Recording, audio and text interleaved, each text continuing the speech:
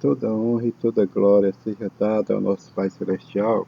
Nós vamos refletir nesse devocional a respeito do avivamento espiritual que nós tanto precisamos, não é verdade?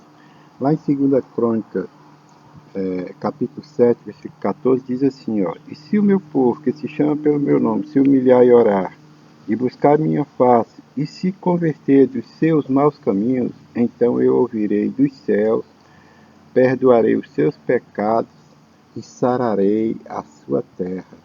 Sabe? Algo assim tremendo para nós, né? Quando Jesus chega para nós, quando o Espírito Santo de Deus nos alerta, né? Falando a respeito daquilo que Deus comentou com Salomão, a respeito do avivamento espiritual, né? Ali ele está fazendo promessas maravilhosas de esperança para a jornada do rei Salomão e o povo que ele comandava, né? E no final deste versículo nós percebemos que a palavra de Deus diz que Deus falando, eu sararei a sua terra. Isso significa o que para nós? Sarar a terra é deixar a nossa vida mais saudável, né? Uma vida mais feliz, com mais esperança. Mas para isso nós precisamos desse avivamento espiritual que é fundamental para a nossa vida, sabe? Nós precisamos intensificar a santificação. Como é que a gente intensifica a santificação? É estudando a palavra, né? É perdoando, é buscando comunhão com os irmãos. É isso. É a gente se comprometer com as coisas de Deus e com ser obediente àquilo que a palavra de Deus está nos orientando, né? Sabe por quê, meu irmão? O que Deus quer de nós, o que Jesus quer de nós é tirar todo tipo de influência ruim, influência carnal da nossa mente, da nossa alma, sabe?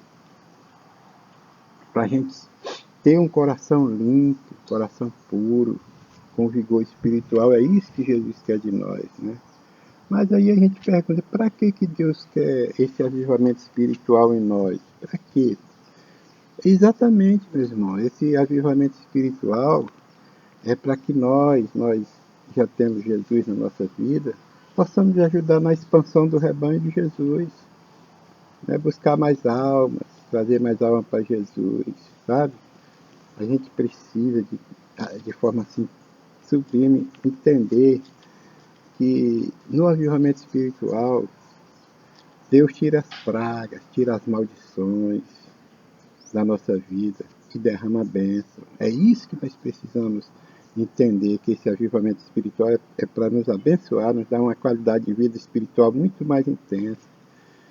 Mas esse processo ele só começa quando a gente se dedica, né, aquelas tarefas que Deus confia a cada um de nós, fazendo, executando com zelo, né?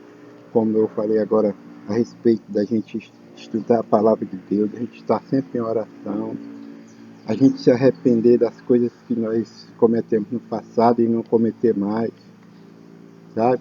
A gente precisa ter convicção plena de que Jesus tem o poder sempre trabalhando no sentido de nos favorecer.